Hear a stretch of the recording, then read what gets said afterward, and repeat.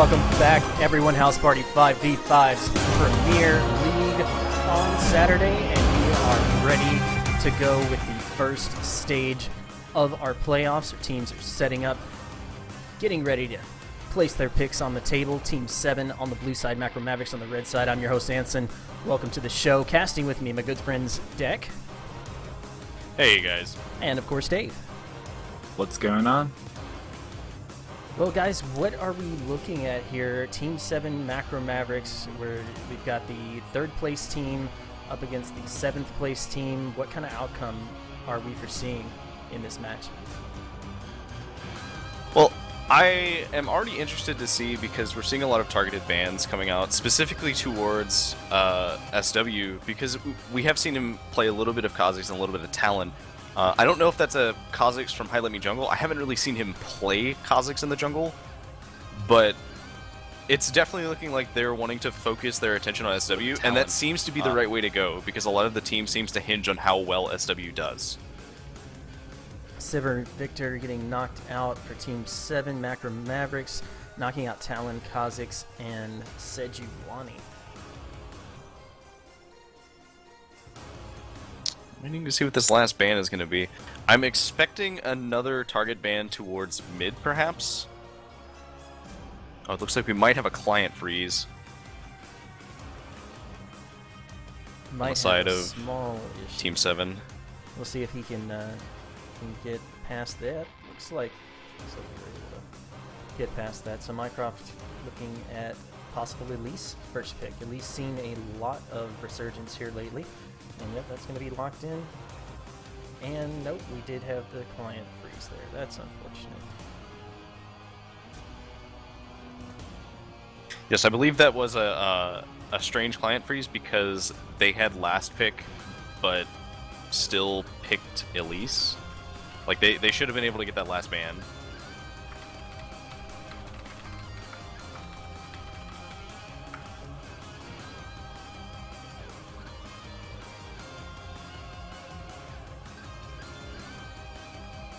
Alright, we're back in Champion Select screen.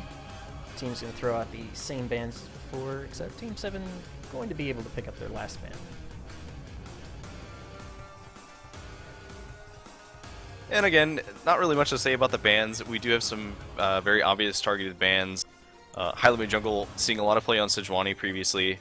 The AD carry that is being used, see Shockwave, very, very well known for Sivir play. Has a ridiculously high KDA with it, 5.62 in solo queue alone. And that Talon's got to be a targeted ban. Oh yeah, no, easily. Both the Talon and the Kha'Zix. And the one targeted ban I was actually expecting to see was the Orianna, because if anyone plays in-houses at all, like, that's the one ban you ban against Hamilton. Like, his Victor is pretty good, and but his Orianna is his best champion overall, especially in solo queue and in houses. And I've seen his Orianna play, and it's pretty good. So banning the Janna, I'm not really sure why ban that over, say, an Orianna, because Janna could be a good ban against their support, but I'm not really seeing it right in this pick ban. I think it's more of a looking towards Chewbacca's Fata as a support, because although it's not his most played support, it is the support that he has the highest overall stats on. And it's a support that if they're going for a team comp that Janna will interrupt, say an initiation team comp or something, or they want to play like a Leona bot lane or a Nautilus bot lane or something, then Janna will be a little bit annoying to deal with that. So it's much easier just to take it away. And you also have the shock factor of, well, if Hamilton's best champion is Orianna, and they give them Orianna, and SW is prepared to play against Orianna, and he can actually win, then they might have demoralized Macro Mavericks a little bit. And that's exactly what I was thinking with the Janna ban. It didn't really seem like targeted at anything more than the team composition that Team 7 wants to build. And certainly with Janna off the table, it opens up a lot of possibilities when it comes to hard engage that Janna just really hoses in these team fights. Now, I want to talk about this Kalista here, because Zhao is actually the new AD carry for Team 7, because their previous AD carry is no longer available. And Kalista is easily his most played champion.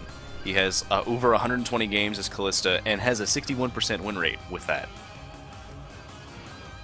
And that was So- actually one of the bands I was expecting to see too. Kha'Zix, I can see it. I think both High Lemmy Jungle and SW both play it, but when you're thinking about one of the better players, aka Zhao, like he plays Callista and Callista only. And Callista's been seen a lot of games lately, especially over in NA, EU, like just all over the place. It's probably one of the most highly contested carries at the moment in reference to 80 carry position. So I'm a little shocked at like the no Callista ban. It's kind of confusing, but giving it up. So It might be that they feel that Callista is not really worth calling out the ban at this point.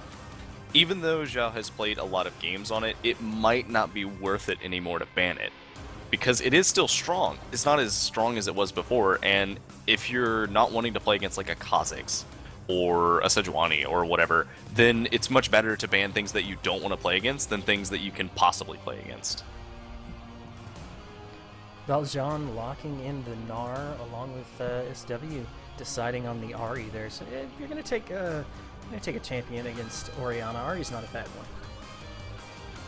yeah, that's one of his more comfortable champions too. It's a mage, it's an assassin. It fits SW's playstyle very well, especially when they ban out the Talon against him. He's like, all right, he can decide between playing Zed or Ahri, and when you think of the Ahri Orianna matchup, I'm thinking the Ahri is definitely the better pick over, say, a Zed or some other assassin. And I mean, especially with Zed's weaknesses now, particularly in just falling out of the meta in general, I don't really think that you'd want to pick him into an Orianna, somebody who can pretty reliably go first item Zhonya's and be totally fine with it. But the thing about the Ahri pick is it's a little bit strange per se, because it is a counter pick to Orianna, but you have to be really careful because if you get behind, you can't really fight Orianna anymore. Yeah, I mean, that is the downside. If Orianna gets ahead in any way as well, she can actually shove you in pretty quickly against an Ahri. Yeah, Ahri can just Q the wave once she gets to that point where she can kill off the minions really easily, but Orianna has a little bit more pressure in the lane if she gets ahead and in the right stance. And when you have a Morgana who's most likely can roam and secure a kill pretty easily in the mid lane, as well as say like Wukong who can do some of those surprise ganks, and on top of that they have a Shen, so they're going for that global as well. So they definitely have the right comp to really force these assassins to kind of watch where they're going in the map. And they're going to have to do that because they've basically built themselves to protect the Cogmore composition here. So a lot's going to be riding on Shockwave's shoulders, his positioning. Kuma's definitely going to be a big factor in this game. The Shen ult just changes the dynamics of how you position for objectives and team fights. It's going to be interesting to see. Macro Mavericks have built themselves a composition that requires a lot of coordination. And Team 7 have built themselves a composition that requires a lot of timing. See, the thing I like about Macro Mavericks' team is that you say it's a carry the Kog'Maw comp, where you're relying on the Kog'Maw to kind of pull the game out, but they just have this really good overall team fight. They have a scenario where if you try and engage on them, you can potentially have to deal with not just one or two people, but three people coming out of nowhere and attacking. You have to worry about Wukong, you have to worry about Shen, and heaven forbid you jump on a Kog'Maw who has a Shen ult and also has the Orianna ball on him now. Don't forget the invisible ball delivery system coming from Boss, and that adds up to a pretty disastrous recipe if Team 7 end up getting caught in a spot they don't want to be. Yeah, that's actually what I was thinking. Like, they have the perfect amount of peel for Kog'Maw, as well as the perfect amount of engage with the Wukong Orianna. And, I mean, like I said, if you throw on an Olaf, or not an Olaf, a Shen, he had Ghost, so I thought Olaf for a second. Anyways, if you throw in a Shen as well, that's definitely going to play a factor in this as well. Overall, I still like Team 7's comp just because I personally like pick comps like the Elise, like the Ahri, and I mean, you throw in a Nautilus as well. Like, those are like perfect for picking off these champions and it's really going to be a lot of pressure in the mid game to at least the early mid game to really control the map and try to pick off anyone on Macro Mavericks to secure early kills. Wukong's not going to get tanky early.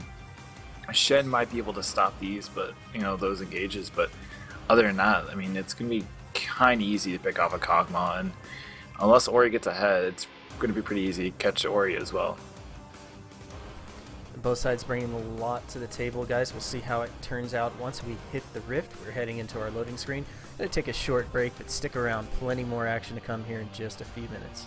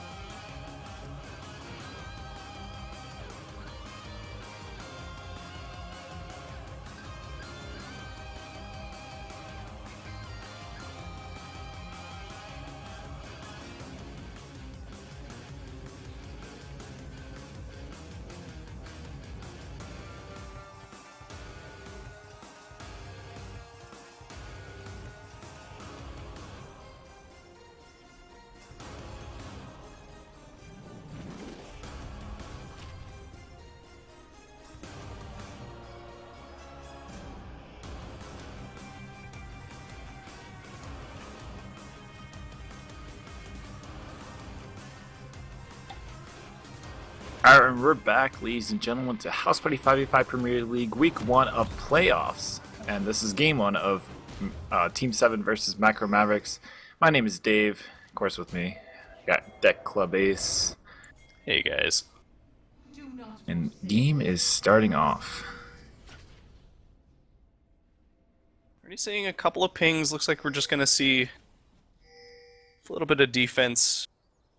Doesn't really look like anybody's pinging for any invades. Yeah. I was Maybe. honestly like watching Team 7 to see if they were going to group for their usual invade, but nothing came of that, so it was a little upsetting. But nonetheless, Well, that invade's a little bit harder to do from blue side, though. Yeah. And actually, it looks like they are, and SW's not going to be a part of this one, so it looks... Ooh. Okay, he's just warding over the wall. And I don't want to say that's going to be a lane swap, but there is a possibility with the fact that Morgana and Kog'Maw, and Morgana just showed herself to the ward, so they know that she's there. But anyways, with the Kog'Maw and Morgana top lane, I'm expecting a lane swap, but They might just be doing an invade. There's 5 of them here. It's a late invade. Ooh, and the flash? I'm not really sure if that was needed there. That was a little... It's better safe than sorry. He was a very good flash because he was very close to being hit by that binding. And if he did get hit by the binding, he was dead. Yeah. Like, there's 5 people there. Plenty of time for them to kill you. And they got some pretty good wards off. They got wards on like every corner of the top side jungle. So, and it looks like it is going to be a lane swap. So they're going to trade blue buffs. But with Macro Mavericks actually starting the Gromp instead, because they know that they can just... This is their side of the jungle now. It's a little bit risky, but we'll see. Because I don't necessarily think that Gnar is particularly bad in a lane swap scenario, because he has Yeah. ranged, and whenever he does go melee, he's really tanky and does a lot of damage. And he's probably one of the few top laners that can actually 1v2 pretty well as well. So I can definitely see him pulling that off, and especially in a lane with the Morgana Kog'Maw. Kog'Maw really not doing the damage you really need in the early levels. I mean, if his W's down, he's not really going to be very. He's just not going to do the damage he needs to do, and when you're trying to 2v1. So, and, I mean, Morgana hitting Vine is definitely a factor. But other than that, I think you're right. Gnar is probably the best champion in this position right here. Yeah, and you have to look at it because at the moment, Shen is following around the boss. So Akuma is leeching XP away from the boss so that he can stay relevant, because he can't lane against Nautilus and Callista. If he gets caught at all, then he dies. Oh, there's a pause. Yes. But for Gnar, on the other hand, if he stays in lane, he's getting a whole bunch of XP that Akuma's not being able to. Sure, Akuma's level 2 right now, but Akuma is level 2 because they have gone through a bunch of camps. Valjean has not actually gotten an entire wave yet. The wave is pushing up towards him now.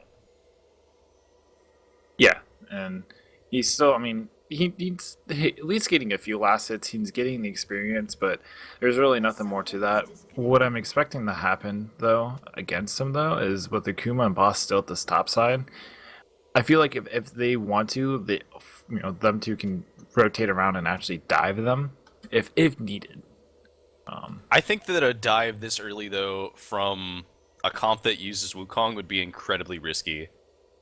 It would be risky, but when you have a Shen taunt as well as Wukong, who can probably tank the tower really easily, go in, shadow out, and Wukong cannot tank that tower very easily. He is not tanky at all early game. Yeah, now I'm looking at his stats. He kind of right on that. And either way, he has with 36 Morgana, base armor. Yeah, no, never mind.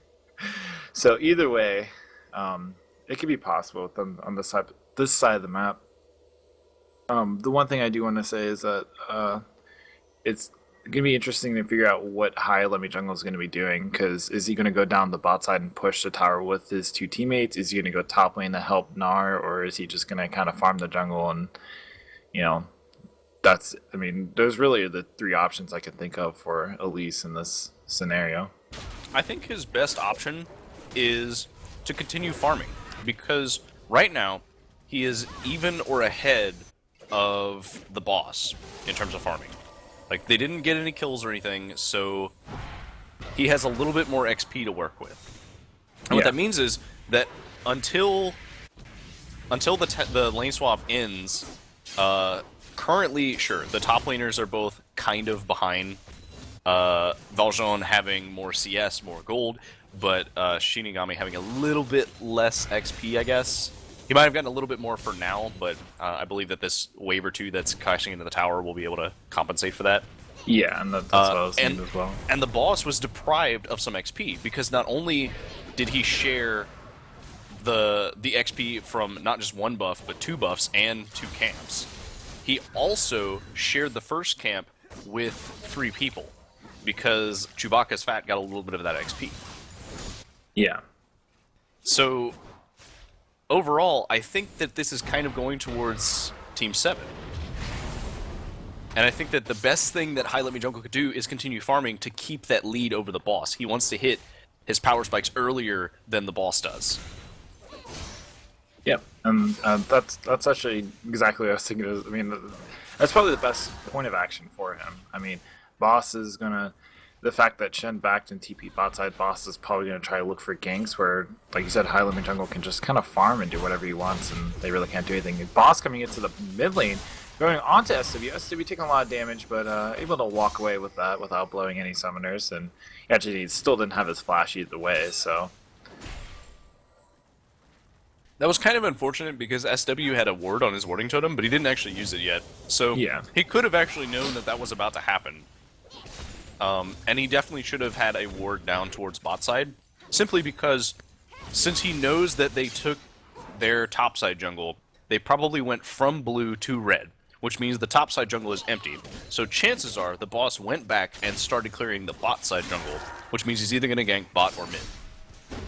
Yep, and I mean, he played that right. He just even though he wasn't able to get the ward down, he still was able just to walk away without too much struggle. Wukong able to go in, do a lot of damage, but can't really hold him down for Orion to come in to continue doing damage. And Zhao and Mycroft are just going to push this bot lane.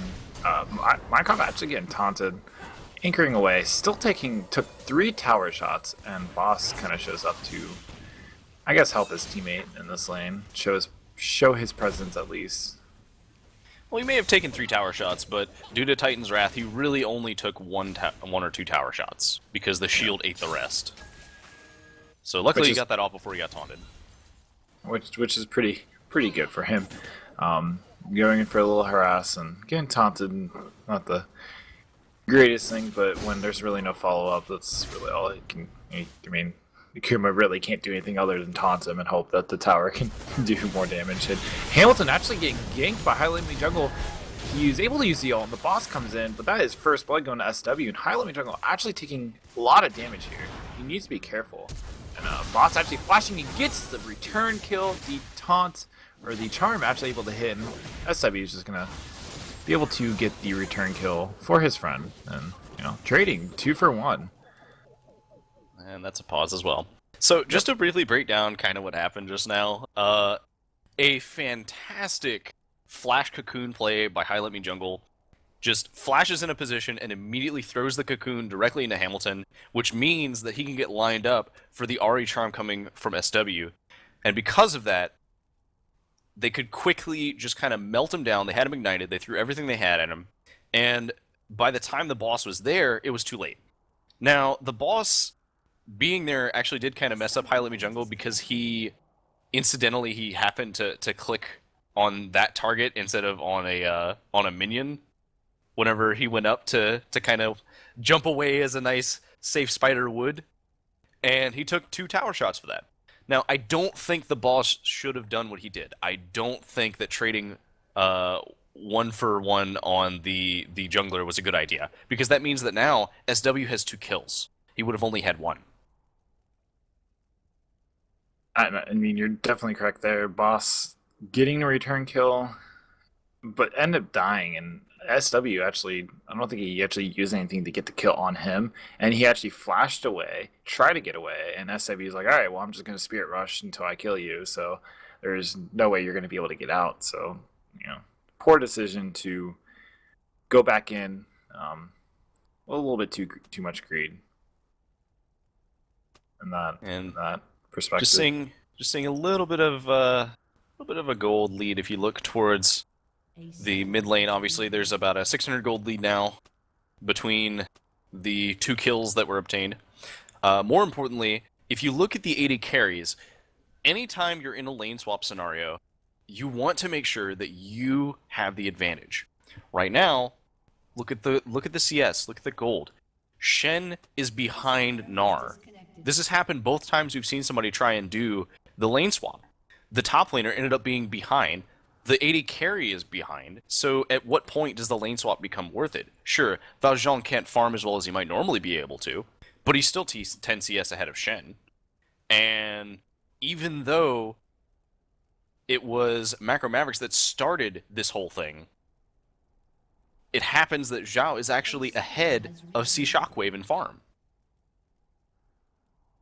Which is pretty good for Kalista. I mean, as a Kog'Maw, you're probably gonna have a little bit more trouble farming, whereas Kalista is able to just do whatever she really wants, especially when you have a Nautilus who can basically last it for you, and you really don't have to do anything. You just have to kind of walk up, and that's basically it. So, and I mean, the Shen can't do anything to stop it. And I mean, we said at the start, Gnar is probably the one champion that's able to 2v1. So. That's that. But other than that, having a whole lot of connectivity issues this game. Right? I was about to say that. But so just to briefly touch up on the jungler status right now. So even though the boss blue a lot to be able to kill High Let Me Jungle. High Let Me Jungle is still not really that far behind him. Yeah, he's 3 CS behind, but he got an assist too, and he's only about 50-ish gold behind. And that means that he is relatively close to being able to get that Sheen. He only needs another 100 or so gold to get Sheen right now. And once he gets Runeglaive, assuming he's going Runeglaive, he could be going Cinderhulk, at least for all we know. But the current build that a lot of people are doing is the Runeglaive into the pen, at least that we used to see, followed by tank into the mid game. And once he gets that Runeglaive, that's terrifying. And I just want to make a quick note. Wukong actually bought Sightstone, like, basically first item. Like, that is, he has it before his support does. So he's going for the heavy wards, but on a Wukong, I'm not really sure if that was worth it. I mean, it's good on junglers. I'm not saying Sightstone is bad, but when you're, I don't know. That's pretty bad, so. Well, I think the idea behind him doing that, I don't necessarily disagree with him buying that, especially against the team comp that they're up against. They're up against a team comp that really wants to make picks. They've got 2 really strong champions, Elise and Ari, that can both kind of go into the jungle and catch people out. And they have a whole bunch of champions who can just kind of get around and do what they want to do. And they want to be able to establish this vision control. So I think that it's actually a good idea to do that as long as you're willing to play as though you're behind. Because when you buy the Sightstone on a jungler, unless you're playing a tank jungler who scales with health, you're putting yourself behind. You don't have a damage item. You spent 800 gold on utility. And that's not a bad thing. That just means that you need to recognize that you are not using 800 gold for damage.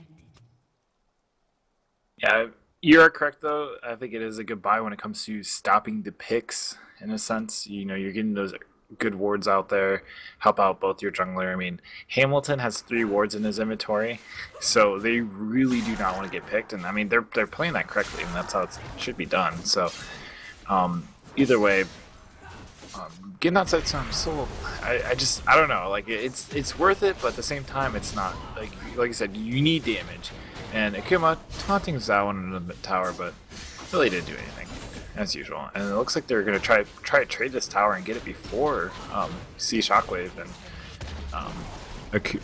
Sea Shockwave and Chewbacca are able to. So, one thing about that taunt, though, was that it seemed like it was going to be a really good taunt, because taunting the AD carry under tower is exactly what you want to do as Shen when you're in a 2v1 scenario.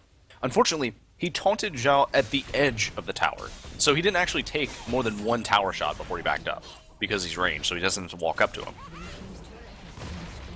Yeah, and I do have to say, even though this 2v1 is not in the favor for Akuma, Shen is probably the one top laner I think can go with the least amount of farm and still be able to have a presence within the mid game, especially the mid game, because I mean that's when he's going to be the most powerful with this TP and as well as his Stand United. So I'm definitely gonna.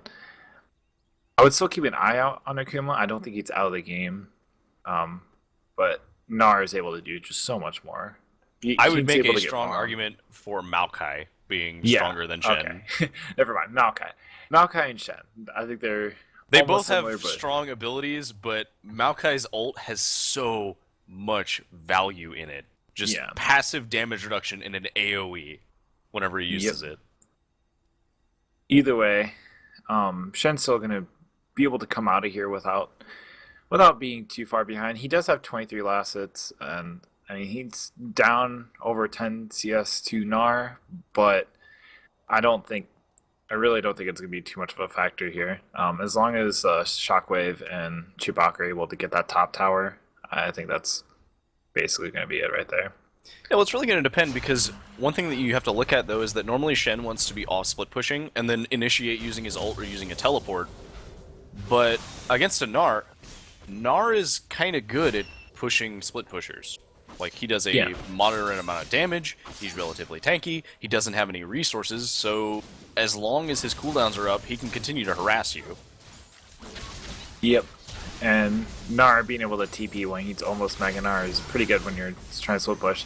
SW hitting a charm, actually getting a lot of damage on Hamilton. Hamilton returning a good amount as well. Shockwave and Chewbacca able to get that top tower. So towers are now 1-1. It is 2-1 in kills, with both of them being on SW. So he definitely got that lead that he needed in the mid lane against, Hamilton. Yeah, against Hamilton. Sorry, and Valjean is in the mid. Starting to roam now. And Boss is taking a lot of damage. The boomerang does not hit for the slow. That's okay. That might have been a kill. It was close. I think it might have potentially been a kill, but I think it might have been more dangerous for him to keep chasing because, as we saw, Shen was actually getting ready to move that way, and Shen's ult is up. So if you're in danger of dying, particularly if you're in danger of dying with only one person attacking you, then chances are you're probably about to see a Shen TP. Yep. And now comes the time of the game where it is all about the roaming and who can out-rotate who. And Mycroft already roaming around, as well as Chewbacca. Both ADCs are still in the side lanes, returning to the opposite side of the map where they were. Whereas Shen is, up in the top side, Gnar is in the bot side, so kind of switched, which is kind of good for Gnar, and kind of good for Shen. I like what Team 7 did, because they know that once the first tower has gone down and the return tower has come, they know that the lane swap scenario will swap back, because now they want to try and abuse that. Yeah. Valjean and SW actually using his Spirit Rush and able to get enough damage to pop the Black Shield and get a kill onto Chewbacca. Valjean actually gets a kill, and Shockwave is without his support, and yeah, that was a really good play from SW, popping the Spirit Rush so he's able to hit that charm.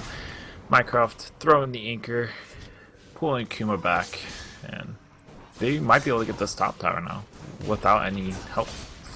No one's really going to be able to help Akuma after that kill.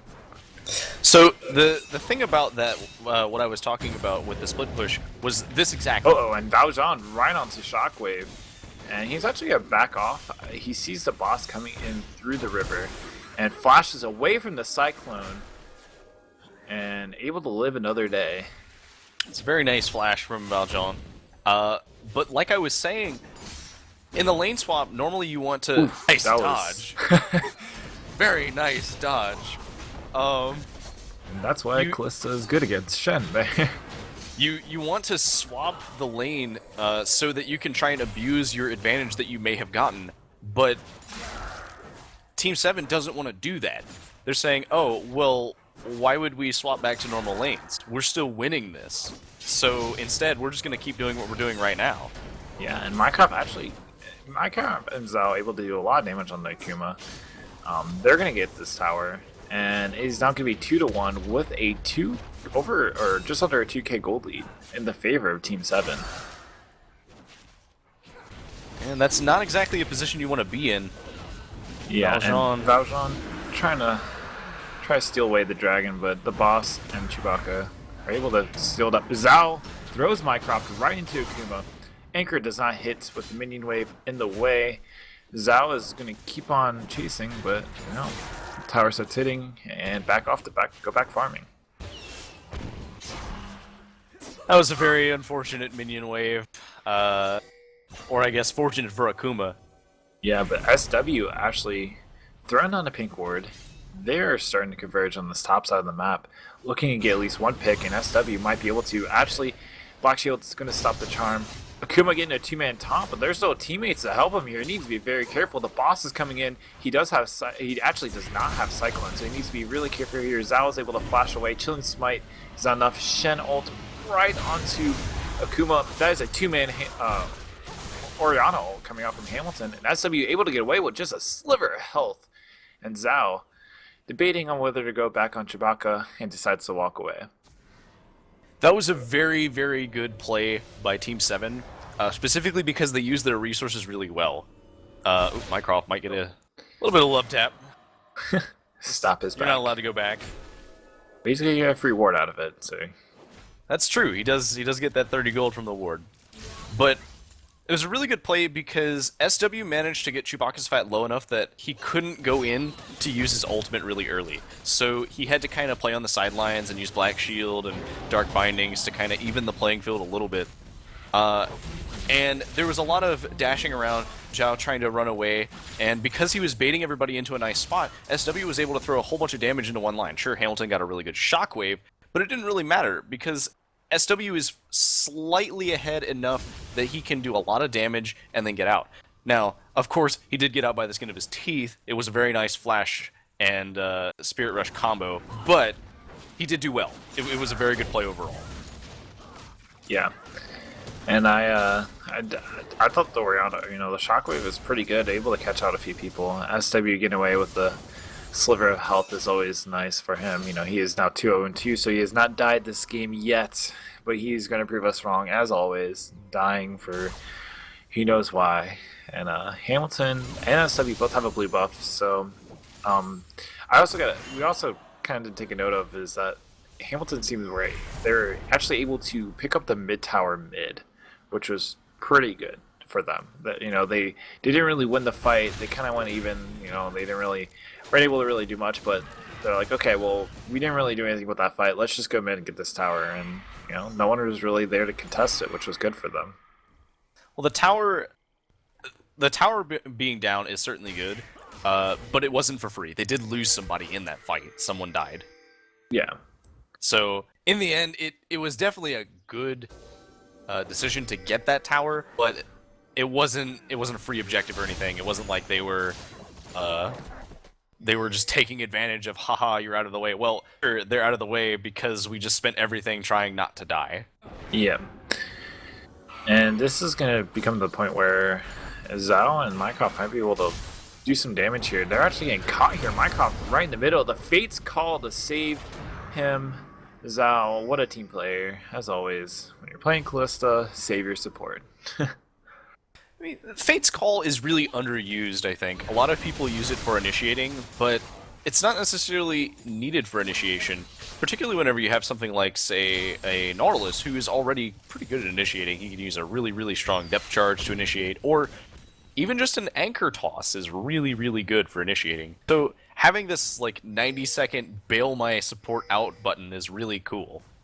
Yeah, and the thing is, it is 90 seconds. So that's that's pretty short for a cooldown this early. Chewbacca Fat flashing over the wall to get the Soul Shackle, throws on the Black Shield, able to lock up one, and the Shenno coming in, the two-man Shockwave, with the boss coming in with the Cyclone, able to pick up Zhao. Valjean is in the middle of the fight, about to hit Mega Gnar, and Nars at Hamilton right into the wall, but has to run away. Flashes out, the last second Shockwave coming in with the flash, not able to get the auto attack off. And that is going to be a 1-for-1 Zhao for Chewbacca Fat, and a tower going over to Mavericks. So I just want to draw attention to never mind. SW coming in with the Spirit Rush and the anchor right onto Hamilton. Hamilton cleanse flashing away.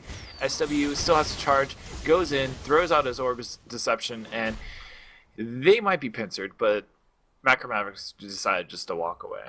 It was almost a great play, but nice disengage from Macro Mavericks.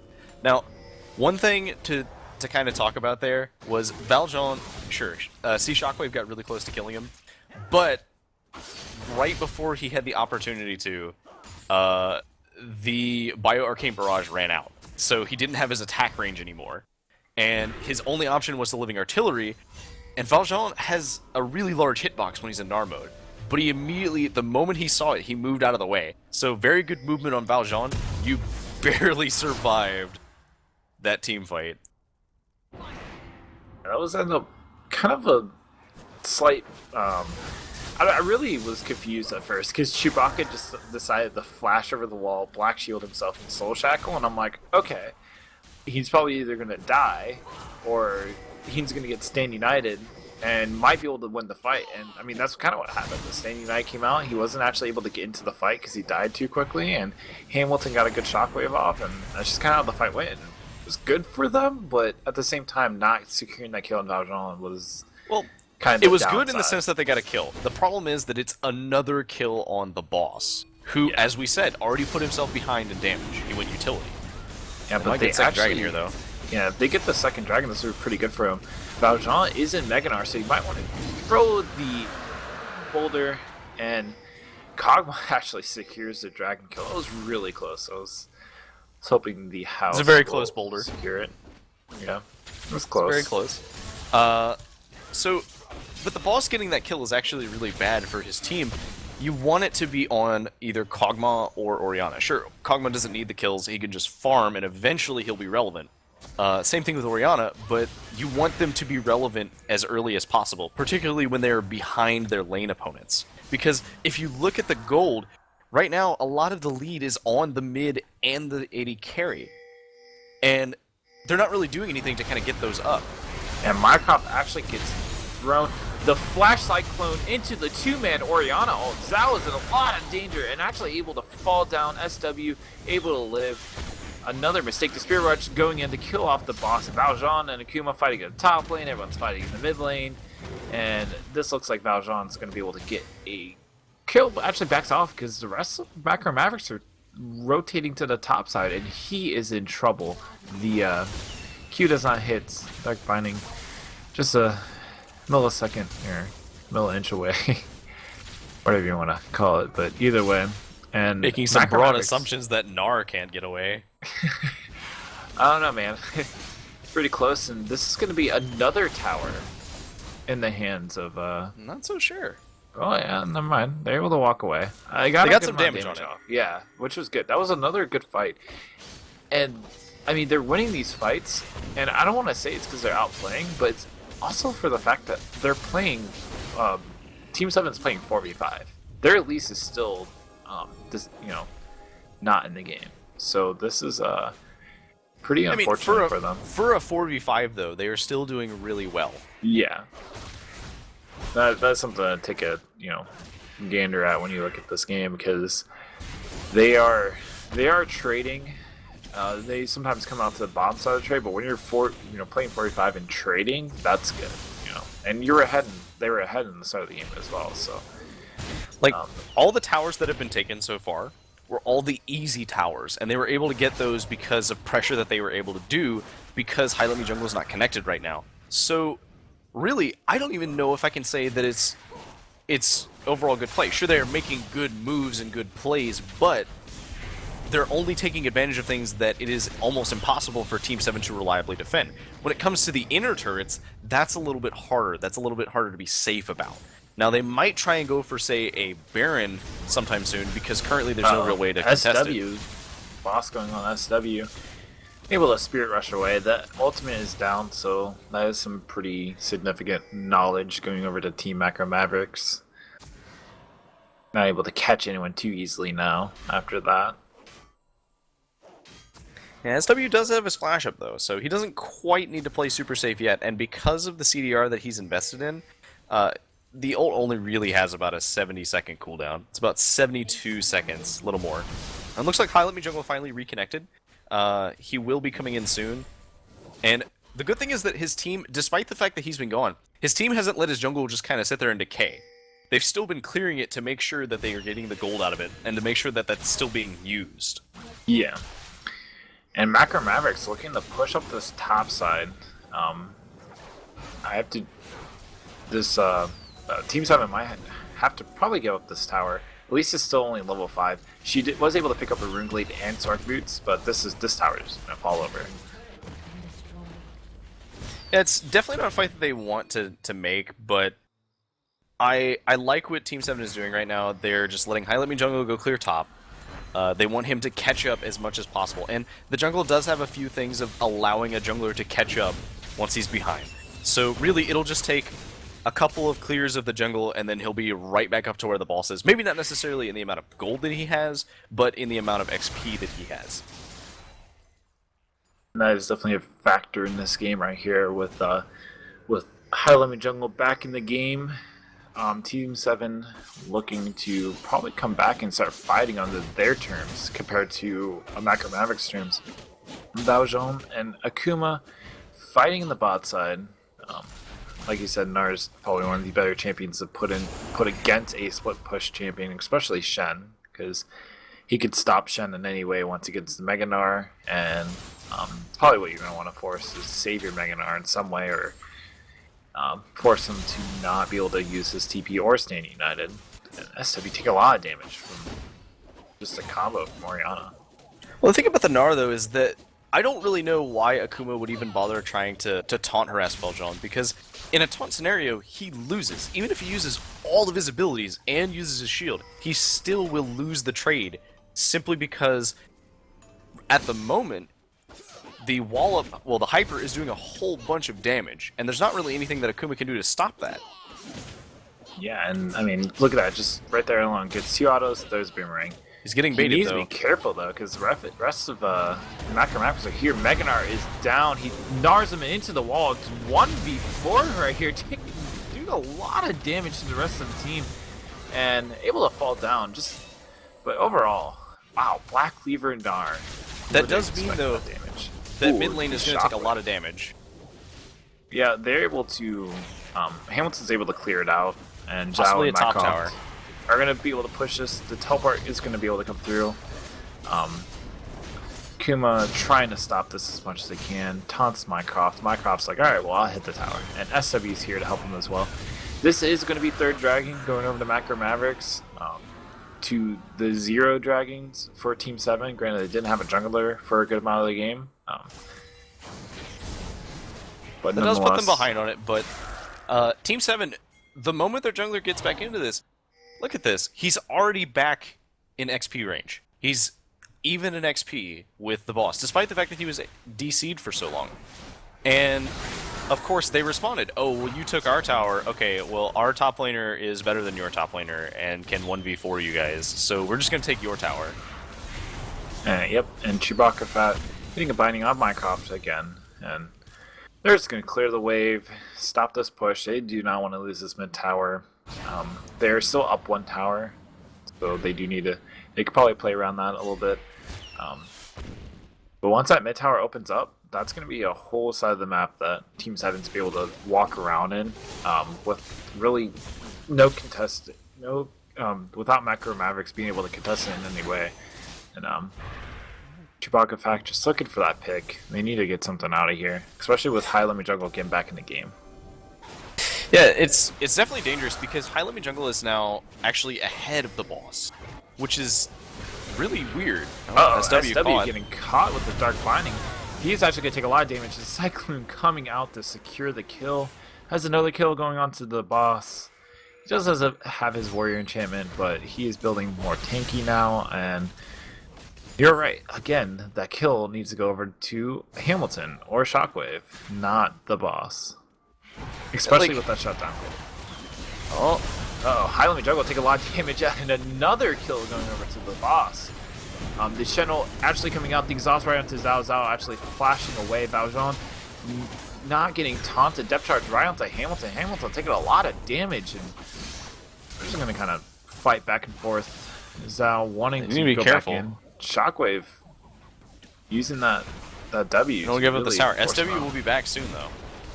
Yeah, and Valjean is Meganar. He's going to go in, throw 2 of them against the wall. Zhao is going to Fate's Call to save his teammate, and Valjean is binded. That is a double kill. Ren going over to Zhao, and Kuba's taking a lot of damage as well.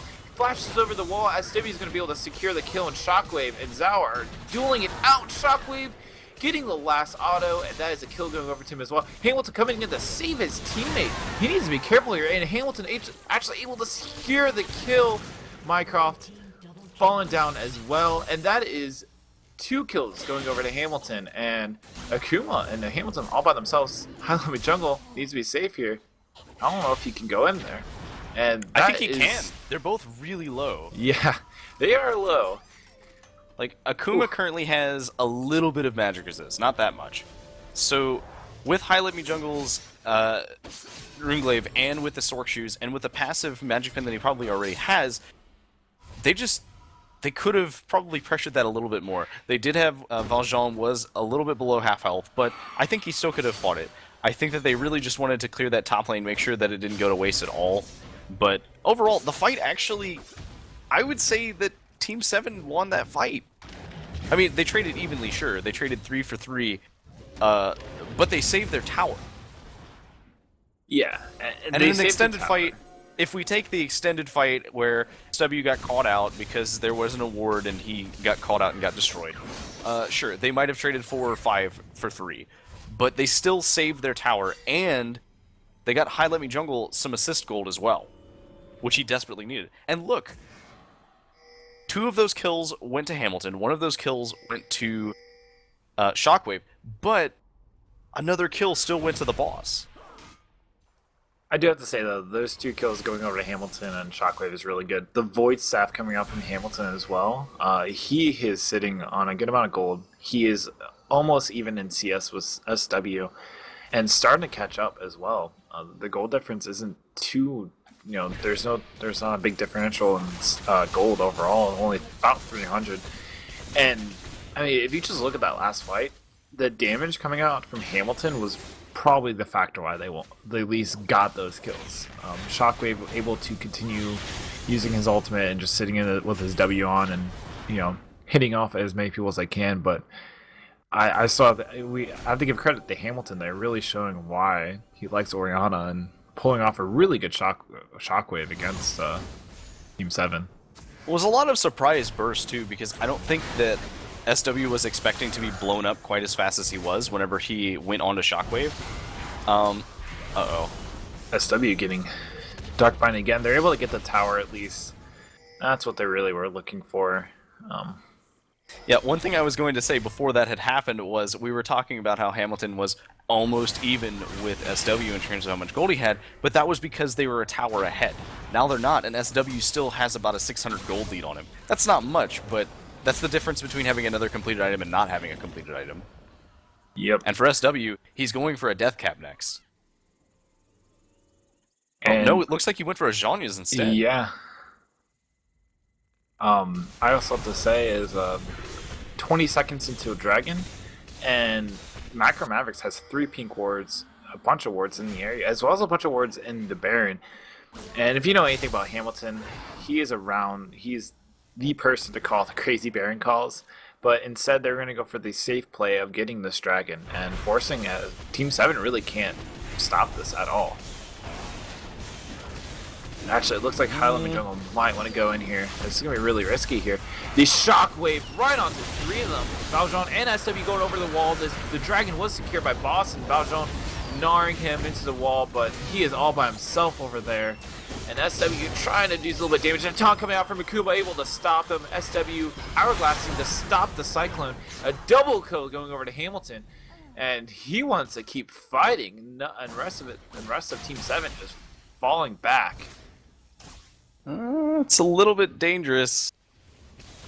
They might still be able to do something here. Oh, so being caught out by a ward. Oh, nice!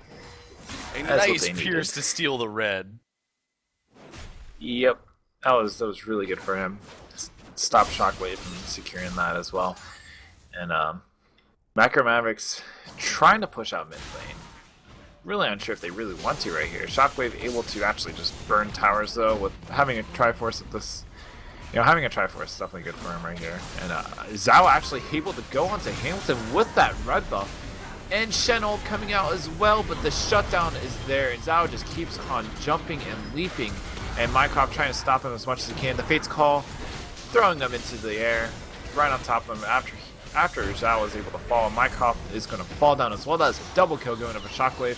Kuma securing the kill onto High Let Me Jungle. Valjean flashing for the boomerang and the auto, but that is he not almost a kill. got the kill. He needed to get another auto in before he threw the boomerang.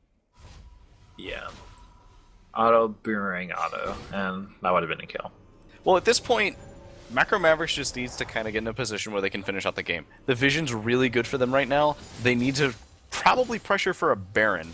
Potentially just try and shove in bot lane, because top lane is pretty reliably pushing in regularly, simply because Valjean's not actually staying in top lane to push it up super far. Yeah, and this top wave is gonna be really good for Zhao. Probably gonna get his BT after this, and that's gonna be another item he has on top onto Shockwave, where Shockwave only has a Triforce and a Blade. He is sitting on 2,500 gold, so, but he is not backing to get anything with that. So he needs to They need to be careful here. They are looking for the Baron. They are going to start it, but the rest of Team 7 is here and in the shadows. Highlemy Jungle's on the bottom side of the map, and they do see him with the ward. So they know that there's going to be no Smite contesting here, but you know, Valjean is taking a lot of damage here. He's not even really close to Meganar either. So they're going to back off, and they just gave time for Highlemy Jungle to get back up to the stop side. It was very successful for Valjean. He felt really safe because although he did not have his Mega, he did have Banshee's Veil, so they would have to blow at least 2 things to get him. Yeah, and the Cyclone right onto Zhao. Zhao getting the Shockwave as well. And that is a dead AD carry. SW in the middle of the fight, Spear rushing away, throwing out the Orbit Deception, trying to do as much damage as he can. Mycroft in the middle of the fight, trying to body block in some type of way. And Highlemy Jungle, Valjean is about to hit Meganar and decides just to walk away. And Team 7 able to actually losing their AD carry in that fight, which is something they really did not need. Well, unfortunately, Jot was in a fairly bad position because the only person that was next to him was SW. And SW is pretty good at peeling maybe 1 or 2 people. He can scare them off with his amount of damage that he can put out, but he cannot scare off the entire team. And at the time, Zhao doesn't have Flash. Zhao doesn't have Heal. So I'm not actually sure why he decided to kind of just clear out a ward, but it was just a poor position overall. Valjean was currently walking around topside jungle trying to get to where the rest of his team was, and Highlemy jungle was still coming down from bot. Like, he had turned around after they had disengaged off because he didn't want to force a fight that they didn't have to fight. So I'm not sure. I think that was a little bit of a risky play. Yeah, and the BT is on Zhao now. But Shockwave, after that fight, was able to pick up a Phantom Dancer, so he is able to get another item underneath his belt.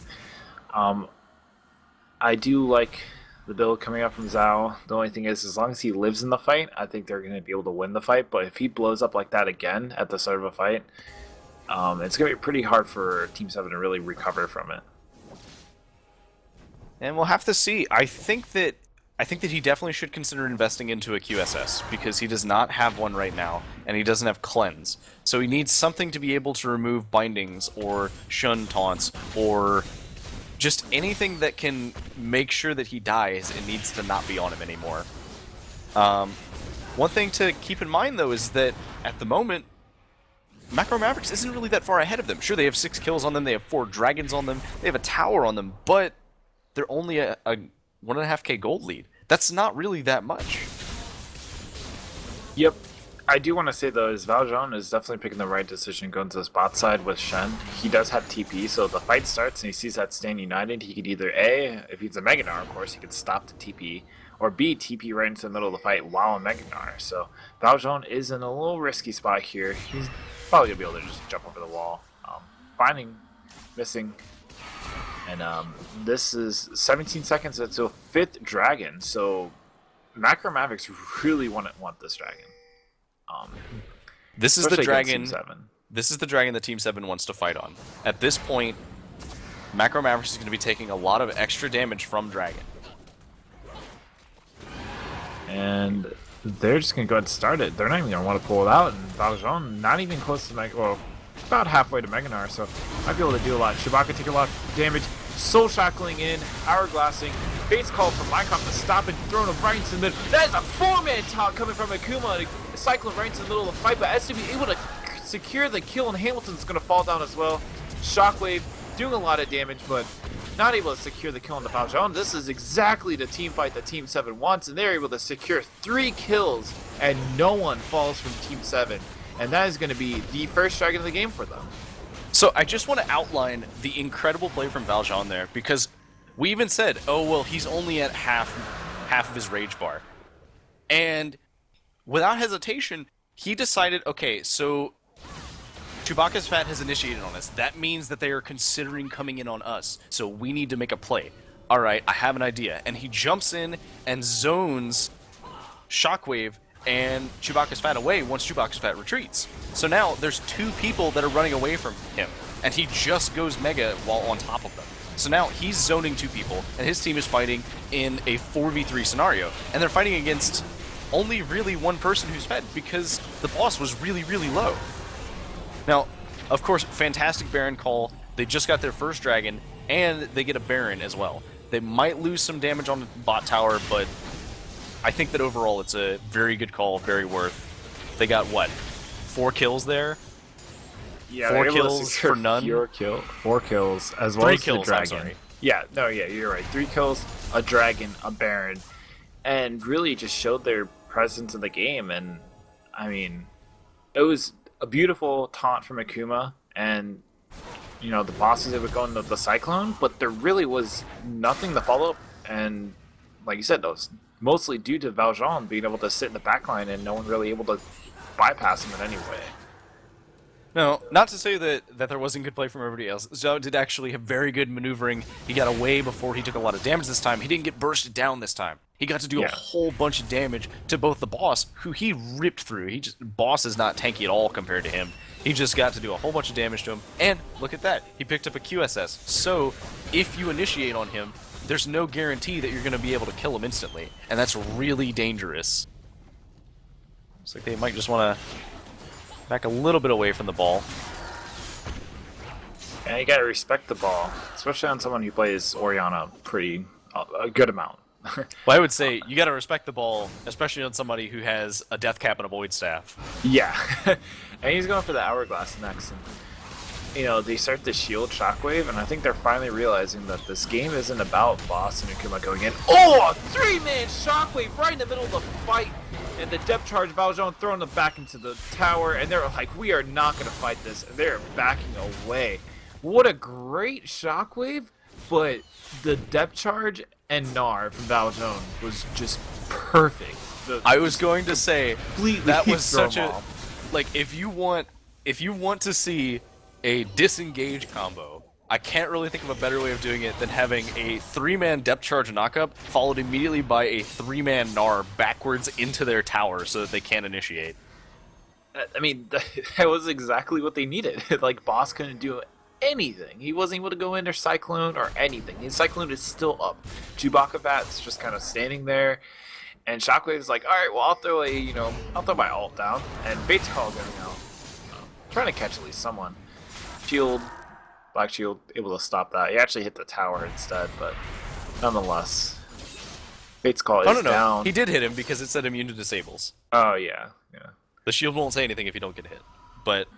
And we see they sent Valjean top to clear the huge wave that was building there, which just means, look, he's even further ahead of Akuma now. Like, sure, Akuma has 2 kills, has 2 more assists than him, and sure, he's only died 1 time, but just the sheer amount of farm, the sheer amount of power that Valjean is being able to bring on this Gnar is insane. And that's why you really gotta start respecting Gnar players. I'm not really sure if he is a Gnar player, but I mean, if you watch the TSM game for the other day, or anyone that really plays Gnar a lot, it's something you can't stop. Like, it's there, and no one really can contest the Gnar play, especially the plays he's been making all game. When it comes to that 4-man 1v4, he was able to pull off bot lane, even though he wasn't able to get any kills, but just the pressure he was able to hold right there. The beautiful Gnar throwback in the mid lane, and just as well as the dragon fight. Like, he really has showed himself on the Gnar this game.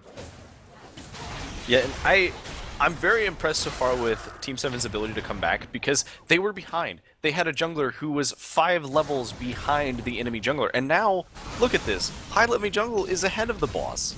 By quite a bit, actually. Ooh, and the charm right out to Chewbacca Fat. The 3-man shockwave and the Cyclone right in the middle of the fight. Zhao actually able to QSS the taunt, trying to get out of this fight. They're taking a lot of damage. Gnar right into the middle. Akuma actually is going to fall down to the Ren, the Pierce, and he is going to fall down the Shockwave. And Team 7 actually going to have to run away from this. The Aegis popping, Shockwave trying to get into this as much as it can. And the QSS, the boss coming in right into the charm though, and the shield from Hamilton, able to stop the damage. And but no, not quite. The shield lasted just long enough to not die to ignite. Good enough, almost there. So, but that was a 2-for-2 trade in a situation where it looked like Team 7 had the advantage. They hit a 3-man Shockwave. They hit a 5-man Cyclone. And that still wasn't enough to just come out ahead. They killed Zhao, who has already been dying multiple times, and they killed High Let Me Jungle, who was behind before. So I'm not really sure if they're picking these fights in places where they want to be picking them. I do have to say though that when they're trading their top lane and a support for a ADC and jungler, it kind of helps them a little. It is forcing Zhao to, lose more gold over. He keeps on falling farther and farther behind. But that's only in fights. When you look at CS and when you look at gold, he's ahead of Shockwave still, even after having 6 deaths. Shockwave is 5-1 and 11. That's a really good stat line for this is really dangerous. This is Drag 5. This is Fish Dragon, and they're not going to contest that, and that is really going to be a thorn in the side of Team 7 right there, and they need to be able to play around this perfectly. With Baron up in a minute, if Macro Mavericks are able to get Fish Dragon on top of the Baron, Team 7 is going to have a little bit of trouble. At this point, Team 7 needs to push out top. They need to push out mid, and then they need to move down to bot and defend near the turret. Because there's no way that they're going to be able to fight away from a turret. Not with this buff up, not with the amount of AP that Hamilton has right now, not with the sheer amount of AD that is on just everybody overall. And look at the size of this wave bot lane. That's a huge wave on the top side as well. Macro Mavericks might be able to push this into them, and actually might be with this tower. They're not even able to stop this. Hamilton gets the depth charge, so Black Shield able to stop it. That is going to be an inhib tower for Macro Mavericks, and that is exactly the inhib tower they want to get as well. They want to get this pressure on the bot side so they can contest that Baron, the 3rd Baron. Well, we're seeing that buff is almost halfway out, so they've still got some time to use it. Maybe they'll get this inhibitor with it. Shockwave popping his W, getting some damage down, and able to get out. The boss goes right into the middle with the Shockwave right into the Cyclone. High Let Me Jungle is going to fall. Zhao is able to kite away, and Akuma is going to fall down to Valjean as well. Valjean is about to hit Meganar. They need to be careful. Hamilton flashing away. The Michaelis is able to stop some of the damage. Shockwave, full HP, actually gets exhausted. The heal into the Charm. The QSS not enough. He's going to try to at least pick off someone with this passive, and gets no one. And Hamilton, Chewbacca, boss just falling back. They got the inhib, but that's it.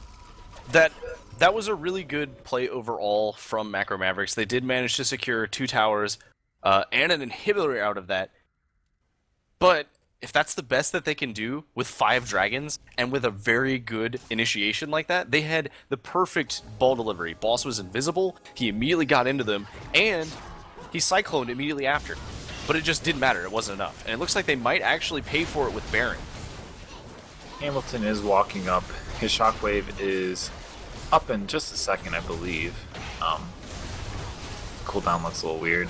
But this Baron is just going to go to Team 7. They go in, get another 3-man Shockwave. Boss is in the middle, but he does not have Cyclone. Valjean right on top of Hamilton. Hamilton able to, stop as much damage as he can. Zhao able to pick up the kill on Boss. Valjean going in, gets the stun on Chewbacca. The Charm and the Gnarl, the Shen ultimate coming in. Actually able to go in and taunt Valjean, but he's going to, run away. And Zhao is on a killing spree and secures the kill onto Hamilton. And they get the mid tower. They got Baron. This is going to be. Can I just say how amazing of a comeback fight that was for Team 7? Because normally I would have said, wow, a Baron call without your jungler while the enemy jungler is up, and while you're facing an Orianna is really dangerous and you probably shouldn't do that. But they committed to it. They 4-manned it. They still got hit by the Shockwave, but they didn't lose anybody. Yeah, and Zhao getting taunted.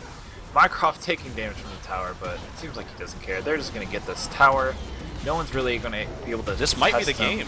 Yeah, this looks like it is going to be the game. Valjean able to force Shockwave away. Akuma getting the taunt up. Zhao just running around the Nexus, able to get the run kill. And game 1, going over to Team 7 of our first game of playoffs of Team 7 versus Macro Mavericks. Before we close that, I want to just point out that final kill there was actually from Ravenous Hydra Bolts not from actual auto attacks. He was auto attacking the Nexus the whole time. Oh, that's just great. Good old Runon's Hurricane, able to secure a kill. Either way, great game going over to Team 7. We're going to take a short break while we get ready for Game 2 of the night's first best of 3. So stick around. We'll have another one coming up soon. And we'll be right back.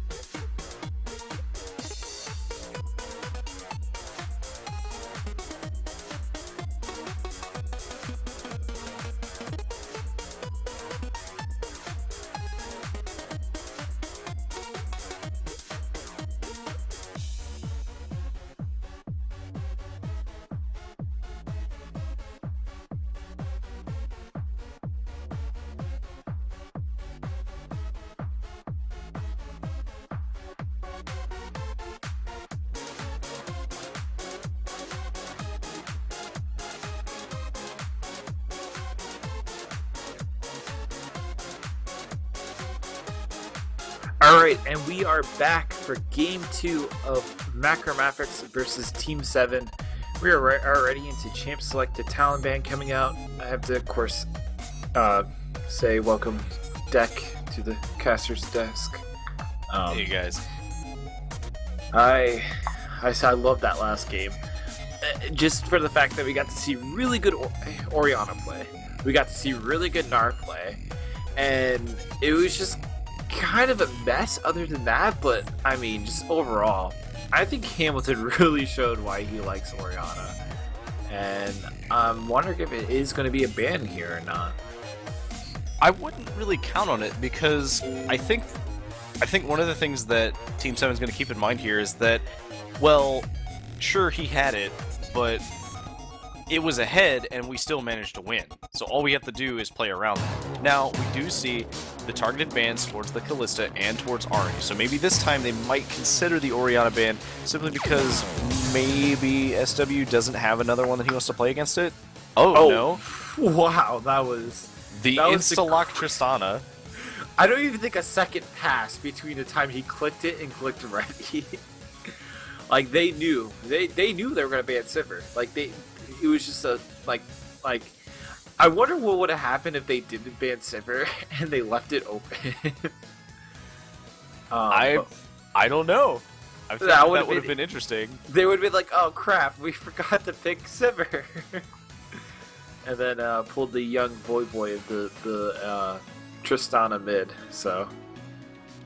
Well, okay, so Crotch Ninja is the replacement, and he currently is...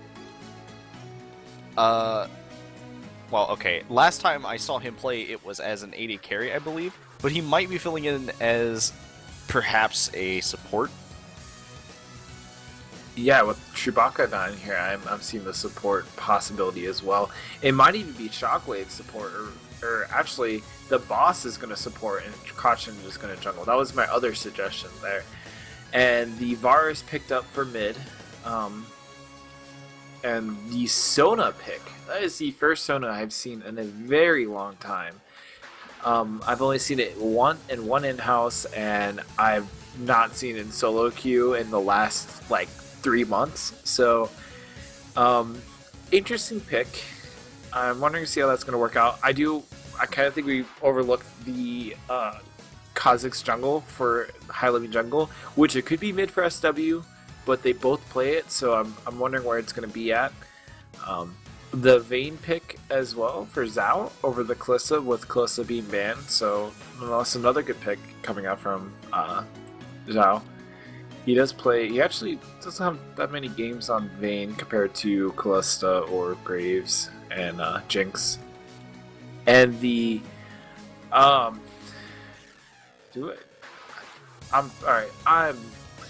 Yep, alright.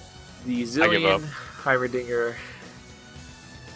Can we just put some music on and just wait till the game starts? Yeah, because I don't have okay. So, alright, so we may have a client freeze, but we'll see. The picks did still happen. Now, allow me to try to break down this team right now. I don't think you can. By the looks of it, they're going to go for a double top lane rather than going for a jungler. But as a double top lane, they're probably going to send Zillion and Heimerdinger top lane. Now, Zillion as a support does provide a little bit of bonus XP to his allies around him. And I don't know, maybe they want to play this hyper push comp versus a solo top laner, and it will definitely make Kha'Zix a little bit less likely to be able to gank. I don't have anything to say on this, man. I don't know. Okay, alright. So let's assume that that's what they're doing, that's their plan. Now, obviously, Team 7's got this sort of team fighting pick comp going again. They've got the Malphite for initiations, and then they've got the strong play of Vayne, who Vayne right now is, I would argue, probably the strongest AD carry in the game right now. Not necessarily the best AD carry, but the strongest AD carry, because currently we're in a meta where tanks are actually really popular. and she's really good at shredding tanks. And they're about to nerf AD itemization, so with that, she's even stronger now. And I think that's mostly because a lot of the other AD carries were kind of nerfed a little bit, or the itemization was changed just slightly, and it's not in favor of them. Now, we do see the entirety of Macro Mavericks locked in Teleport as their summoners. So, okay. So, I did a little digging, and apparently this is a strat they pull off in ranked teams. So, I'm not sure about it still. They go 5-man TP, and they play, this is exact the same champions they play. So, I'm really curious on how this is going to work out. I don't know how it's going to work in game, but from the stats, it looks like it is going to be like a Sona support, double Frostfang with the Zillion going as well, and then Hamilton, of course, in the mid lane, and it's just going to be like an all-out just cheese. This is a straight cheese comp, and this is a best of 3, and this is the second game. So if they're able to pull this off, they're pulling it to a game 3, and it's really going to force Team 7 to play. They're going to have to outdraft. They're going to have to be able to play their early game well, which they've been able to do. So if they're able to cheese Team 7, this is exactly what they need to do. I'm not a fan of cheese in best of 3, best of 5 series. It works for game 1, but only in best of 5. Well, no.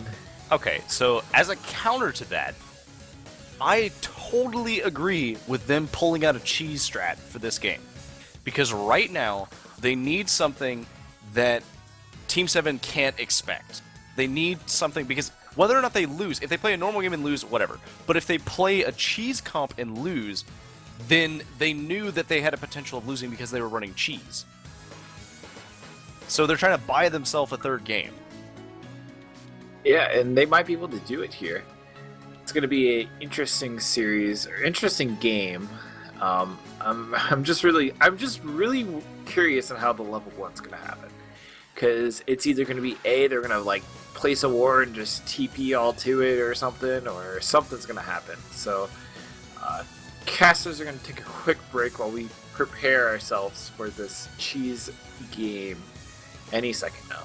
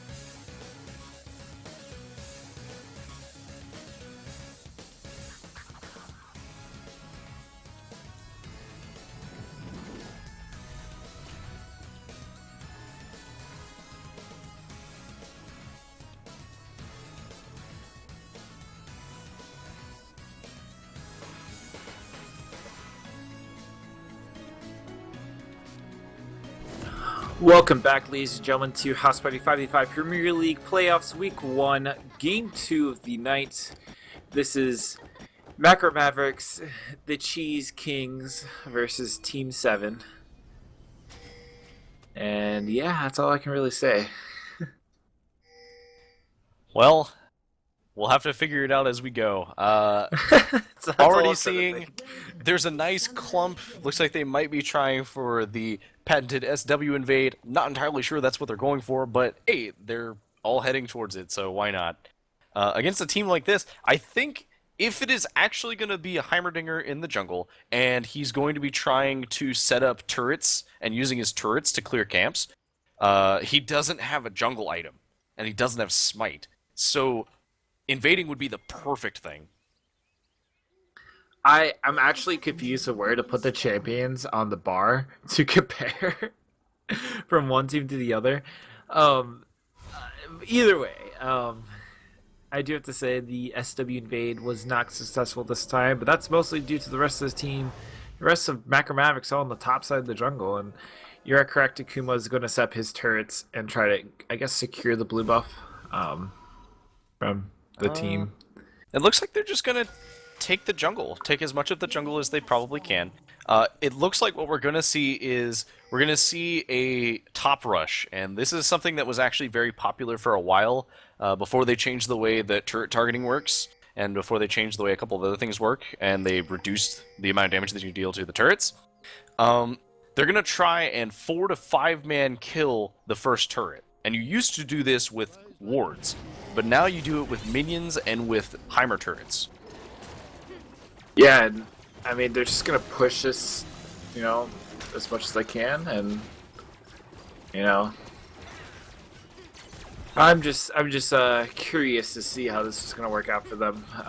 They do have Tristana, which is like one of the best tower pushers in the game, and that's definitely gonna play a factor. And I mean, just look at this tower. It's taking damage, but it's not as much as I thought it was gonna take. They're just. With the Sona Aura, that's definitely a big factor here. They have the Zillion, which is really good for them because the XP doesn't really... They're going to lose XP, but not by much. And then they have a Varus and a Tristana, which are pretty good tower pushers.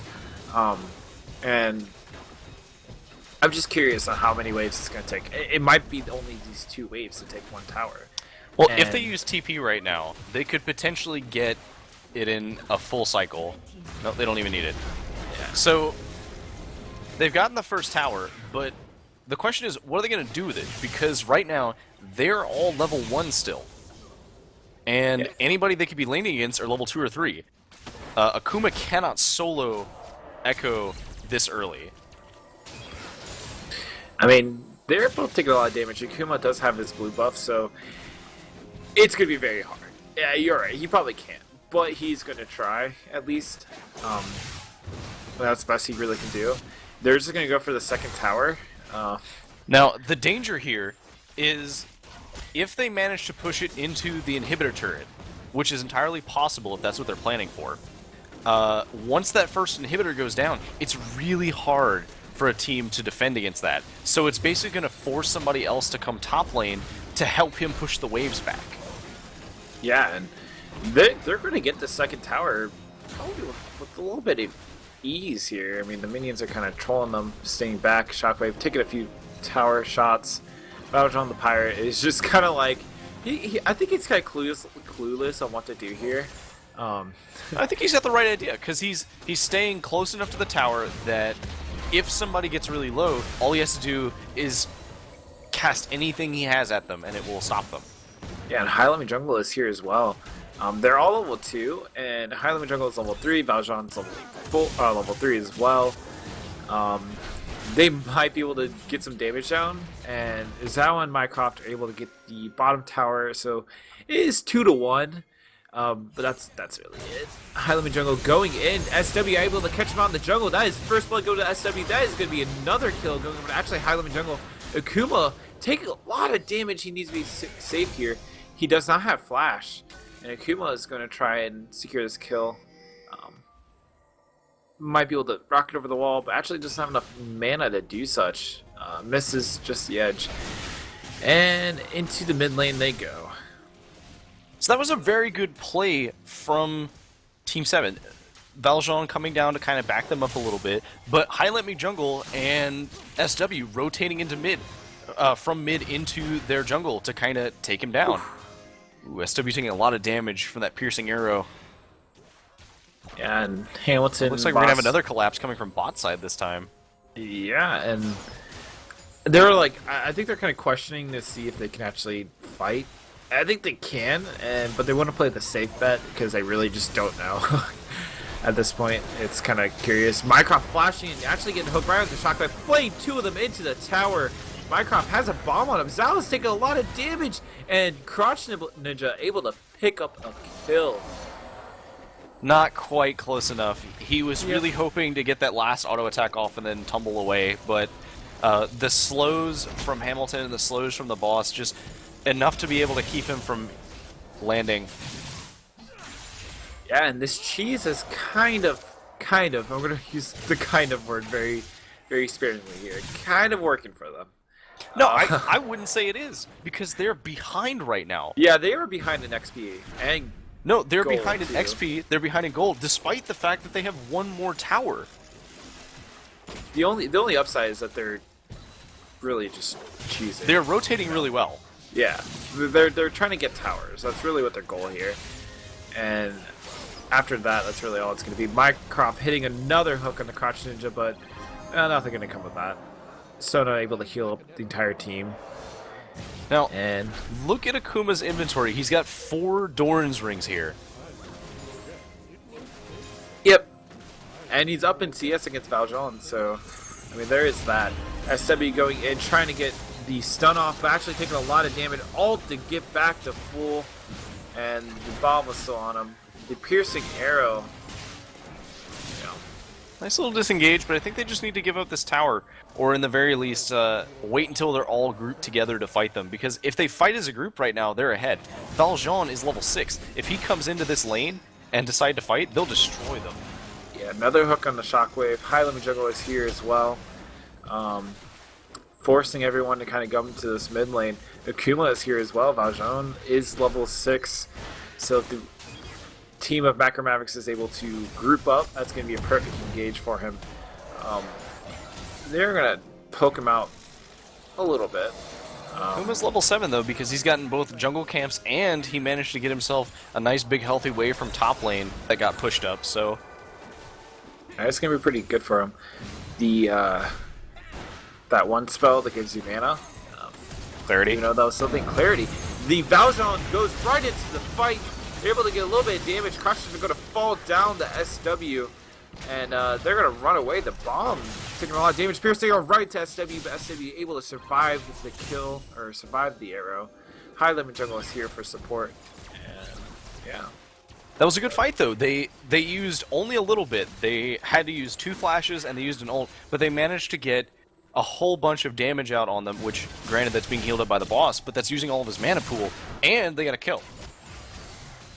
Now luckily, that's all they got out of that was the tower, and they lost Crotch Ninja to another kill going over to SW. So SW is getting these kills, which is exactly what needs to happen. At least, you know, those Mycroft probably wouldn't be too beneficial for the team. And it looks like they're just going to rotate the bot side. They got the mid tower. They're like, alright, well, we can't push the second mid tower, so let's go to the bot side, get that tower. And that's basically how it's going to work out for them. Akuma's going to be able to hold off the lane. It looks a lot like they're just trying to stack their advantages as the best they can. Hamilton, High Limit Jungle going in with the Hamilton ultimate. picking up 4 longswords instead of picking up another item, but I think that actually this might work out for them for now. They are still behind. They are a tower ahead, but they're still 700 gold behind because of kills and because of farm. Not to mention that they're pretty far behind in XP. Yeah, and they're just going to push out this mid wave. They're trying to give the farm between a mixture of mixture of Shockwave and Hamilton, and that's really how it's coming down to. Anyways, now keep in mind, every level that they're behind, that's about 300 to 500 gold worth of stats that they don't have. yeah, and you know, the Zillion originally, I was thinking, okay, the Zillion's here so they don't fall behind in XP. but it's kind of turning into the way where it doesn't really come out too big. The ultimate coming out from Heimerdinger kind of forced SW. SW actually going back in right into it, gets stunned. That is a solo kill coming out from Akuma. SW. It was very unfortunate. SW pulled the trigger, hoping to get a little bit more damage from Chrono Break, and that actually would have possibly killed Akuma, but Akuma was right on the edge of the explosion. Yeah, and they're just gonna, yeah. That They're gonna keep pushing, but yeah, exactly. I mean, the boss is just gonna continue healing and giving his teammates the extra attack speed. They're gonna continue pushing out the wave with the bombs with Crouch Ninja, and I mean they're low on mana now. And Valjean actually goes right onto the boss, and Zhao able to get the Condemn right into the wall. Mycroft throwing down the box and throwing the hook and gets to Hamilton. Zhao able to actually do something. Kuma and High Limit Jungle fighting in the jungle. Akuma gets another kill. yeah, High Limit Jungle almost had that kill, but unfortunately he didn't wait quite long enough. He needed to not get hit by another turret, and unfortunately he just didn't have the chance. Yeah, and I mean that's kind of Sometimes you just gotta watch out for the Donger. It does a whole lot of damage. right? You don't mess with the Donger. Don't know what's gonna happen. And here comes a reverse tower push. They're not really gonna get this, but they're kind of just trying to pressure in some way. The SW going in the middle of the fight gets the stun out, but actually doesn't stun anyone. Akuma securing. He thought he was gonna have time to another- Chrono Break. Right, he wasn't able to, and Kuma securing another kill underneath his belt. I don't think he was expecting Akuma to be there. I think he was expecting it to be the boss Shockwave and Zillion, or maybe the boss Hamilton and Crotch Ninja. But unfortunately, that just didn't happen. They're 5-man bot again now, so it looks like they are going to try and pressure for this. Yeah. Kind of interested to see if they're able to get this tower.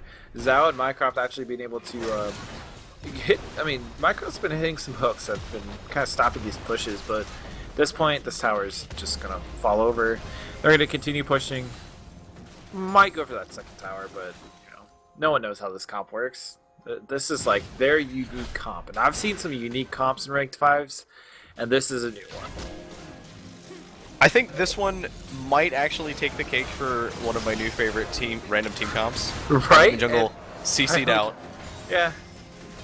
And that's saying something, because I enjoy the Bruiser Brigade with 5 Bruisers. Right, yeah, no, I my favorite is like a heavy roaming, like Leona Pantheon roaming duo. That's my favorite. I saw that once in ranked 5s, and I was like, this is new. Now we just look at Akuma, and he's got 5 Doran's rings and a needlessly large rod. Right? And the gold is even. 5 towers to 2. SW is down to deaths.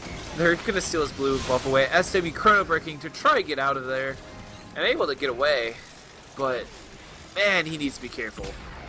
I mean, if you look at it though, right now, Valjean is pushing top lane relatively safely. Nobody's coming to stop him or anything. And the gold is still only even because they have 3 towers on Team 7. Oh, man. And the double Frost Queen's claim, that was the one thing I noticed from their team comp, is that they do go double Frost Queen's claim. And the Sightstone on the Sona and not the Zillion. So they are really playing their comp. Like, this is the same comp. I mean, yeah, this is interesting. So, Akuma exchanged a Doran's ring for a pair of Sork shoes. Yeah, good. Getting a little bit of extra gold in there, no problem. So one factor we haven't talked about yet, and someone Jet brought up in chat, so this is what I want to talk about. They have not used their TP at all. They all have TP. No one has used it. Where does that play? What is the purpose of it? I think the purpose of the 5 TPs is if they can't get their towers down quickly enough, they can use the TPs to kind of prolong their wave a little bit longer if they're split pushing. Alternatively, they can use vision control because they effectively have 2 supports. So they vision control as much as possible, and then whenever any sort of fight starts, they just all teleport into that fight from somewhere that's convenient for them. Yeah, I mean that's where I could see, but they just haven't done it yet. So I'm wondering if that's really how it's gonna be played. You know, that's what you would. That's what I think. You're correct. Like that's what I think is how it's gonna be played. But at this point, I don't know. Now, if you look though, currently, Macro Mavericks doesn't have a single completed item on their entire team. No one has a finished item yet because everybody is rushing cost-effective items like Doran's items. They're rushing items that can be built into other things like long swords. Meanwhile, on Team 7, we have the jungle item is finished. We have an Unholy Grail is finished against this almost unbearable amount of magic damage that's being thrown out. And then he's building a Glacial Shroud into a Frozen Heart next. We have... Oh, Bowser go right on top of Akuma. Akuma getting stunned as well. Minecraft really low health. Hamilton throwing out the Chain of Corruption, locking up a lot of damage is getting dealt by Hamilton. The heal coming out. That is a double kill going over to Kha'Zix. Crotch Ninja able to do something here. SW, Zhao, and Valjean are able to live another day. And Crotch Ninja actually getting flashed on by SW, and SW gets a double kill. And they're all dead. Yep. That's it. I just want to say I kind of expected And here that. comes the TPs. Alright, there's one. From Akuma, he Yeah, but throws on his Akuma's by turret. himself. Yeah, actually he is by himself, and that's another kill. Zhao taking a lot of damage, but the turret's like, no, I'm gonna hit something else. And SW! Woo! That was a close one. A little bit spicy. Now, all I gotta say is that Team 7 realized, oh, okay, the fatal flaw of this comp is they suck in fights. Because they're really good at pushing, and I'll give them that. It's a really strong push comp, but push comps are usually inherently weak at poke comps and dive comps. And guess what? They've built a really, really heavy dive comp. Yeah, and Hamilton Hamilton. actually getting hooked. Minecraft's able to, high limit jungle just going in, securing that kill. Boss is gonna fall over. High limit jungle just kind of, all right, well, you guys are gonna try to come near us, and I'm just gonna evaporate you from the map. Squash you like the bug. He is. Squashed They are. like a bug.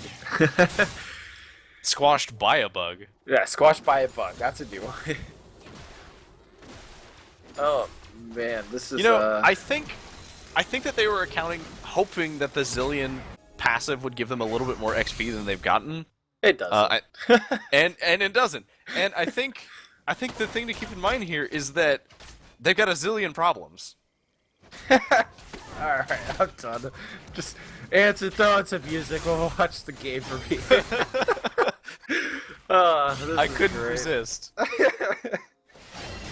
But Hamilton getting almost one shot. Crud, that is a lot of damage. Behind Lemmy Jungle.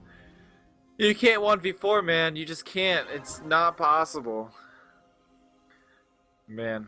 He had to do a little dance before he died, though. Yeah, he did. Did he make a little love? He did get down. I'll tell you that. Yeah, that's right. You know what? I really want to see Macro Mavericks win this game, just for the fact that if you lose to Cheese Comp, just think how that would be some serious tilting going on. And if I know anything about Team 7, that is something they do. They tend to they come down from a game. They've had weeks where they play 2 games and they'll lose the first, and the second one they'll just look really, not really, they won't look bad. They'll just look really hesitant about a lot of the stuff they do. And man, they're pushing this tower. They're getting damage on it. They're using the clarity, They're using their spells correctly, and right into Shockwave Valjean goes, but Valjean, you are no longer. SW taking a lot of damage. I know you want to talk about it. I know you want to talk about it. I see the Harbinger. There you go. I actually already know who he's bound to, though, as well. He's bound to Zhao right now. That's good. That's exactly who needs to be bound. He needs that crit chance. Yeah. And Minecraft only doesn't even have a sight zone. He's like, you know what? We don't need wards against this team. They're in lane 99% of the time. The only time they're not in lane is right now when they're moving between lanes. Chain of Corruption right onto SW. SW take a lot of damage. He chrono breaks to come back to full HP. Minecraft taking a bunch as well. Shockwave, trying to get out. Akuma's gonna fall down to Zhao, and securing 2 more kills. Yeah, I have to question that early Malphite ult, but everything else from that point on has just been fantastic because there was he ults in by himself, but then Hi Let Me Jungle is kind of hiding in the side, and they all get baited into trying to stay and kill him, and then because Akuma is separated from the rest of the group, that means that Zhao, who is one of the people that can easily duel Akuma, decides to fight him. Like, if you just look at the goal differences between them, Zhao has like 1100, 1200 gold on Akuma right now. And there's not really anything that Akuma can do about that because they've run out of towers except for one tower mid lane. There's no more easy towers for them to get. Meanwhile, Team 7 still has 3 towers that they can get. 2 towers, I'm sorry. They did get the mid tower while that was going on. Yeah, and they're in a little bit of trouble. And Boss getting a 2-man ultimate. The TP is coming in. Boss is taking a lot of damage. The TP coming out from Akuma. Akuma is a little bit of trouble here because the TP is actually coming out as well. But he throws down the ultimate. The 2-man ultimate coming out from Baozhan as well. That is a double kill going over to Akuma. SW super low. And he chrono breaks to stop the damage. Baozhan is kind of by himself over here. He needs to be really careful. Actually, never mind. Zhao is here. The Chain of Corruption is out. The rest of his team might be able to live here. Hamilton trying to do as much damage as he can. Caution to, ulted himself. Not the person you want to ult. And that is an ace coming out from Team 7. You know, we didn't quite see a zillion bombs, and maybe we should have. They might have won that fight. I'm just going to be quiet. That was a great fight from Team 7. Jokes aside, they managed to weave in and out very well. Hi Let Me Jungle getting a little bit too cocky and not realizing that he doesn't really have any sort of defenses against Akuma's ridiculous amount of damage that he can put out with his turrets. And hey, when you've got a set of bush turrets, you may as well use them, right? Yeah. Oh god, this game is very fun. I love it. I'm loving it so much just because they're losing, but they're trading kind of not positively trading. They're getting something, but that's about it. There's really nothing much more they can do. SW, Shockwave able to jump away from there. The 10k gold lead though. Oh, rip Akuma. Maybe not. Akuma actually hourglassing, save himself. Hamilton getting soloed by Baozhan.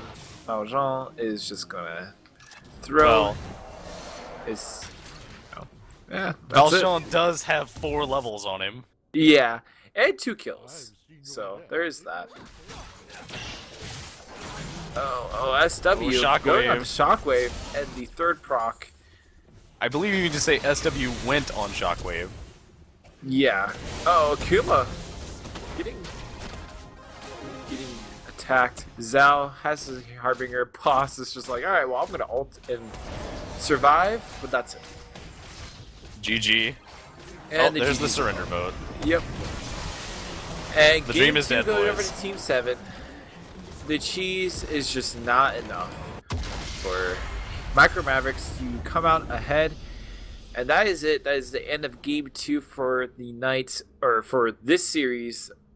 And the win going over to Team 7, of course. So they're going to go ahead and go to the next round of the bracket where they will be playing. I open up the rosters. I believe they are in the bracket with Dream Killers, I think it is. Yeah, they are going to be facing Dream Killers next week. And Macro Mavericks is out of the playoffs, but they will be back for next season. So let's see if they'll be able to pull out some cheese like that again, because I was very enjoyable. And you can't deny how enjoyable it was. They brought the cheese, but they really should have brought the ham too. God, you are just killing it today. And make me just much like shake Team my 7. Head. Yeah, you're right. That's basically it. So we are going to take a break while we get ready for the second series of the night between Stratosphere and Lucker Dogs. Good luck to both those teams. Good luck to Team 7 in the future. They are going to be against Dream Killers. So coming from the caster's desk, see you guys in, I think it's about an hour, right? Yeah, about 2 hours or so. So